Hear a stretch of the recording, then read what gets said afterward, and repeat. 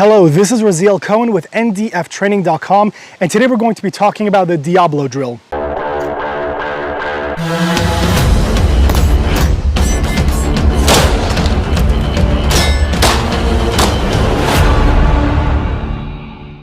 Now, similar to the drill that we did in the past with the Bear Solutions drill, this is another kind of drill that you're able to use as a standard for yourself to see where you're holding as a shooter. It covers a lot of things, making sure that your grips are proper, make sure that your trigger press is proper, make sure that you're able to follow up and see your sights properly, as well as also being able to be something that can be timed, so you could go back and check yourself to see how well you've performed over time, or for some reason if you went down and there's something you might need to improve. So this is a great drill. I actually learned this drill when I was going out and training with Condition Gray, a great set of people, amazing guys, and they taught us this drill, and this is something that I definitely want to pass on to you as something that could be very valuable for your training performance.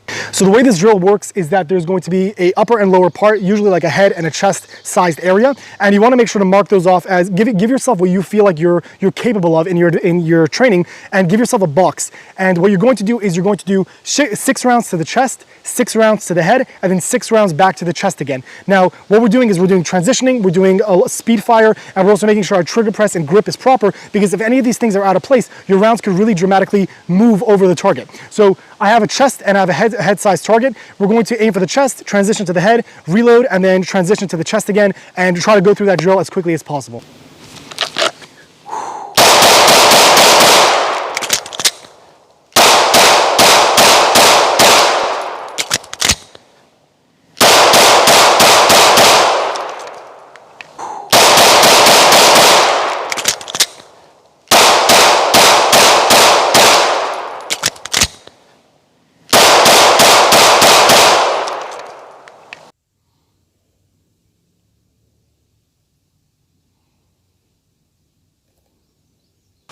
So there's definitely something to learn every time you perform this drill, because it does cover a lot. It covers reloading, trigger press, grip, speed.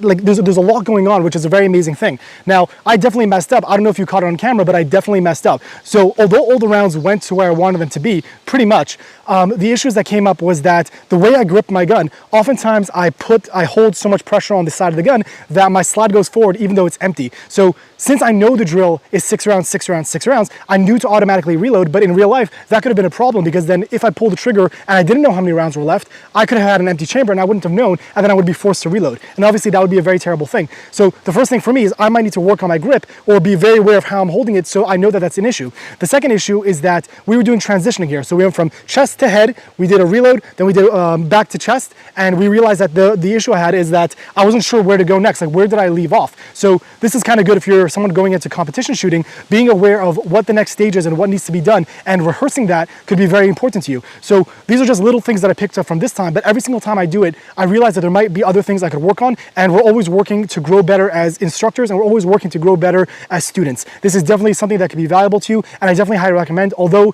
it does obviously take a lot of rounds, it's something that you don't do every time you go to the range, but it could be valuable for every few times to see where you're holding as a shooter. This is Raziel Cohen with ndftraining.com. Thank you for watching.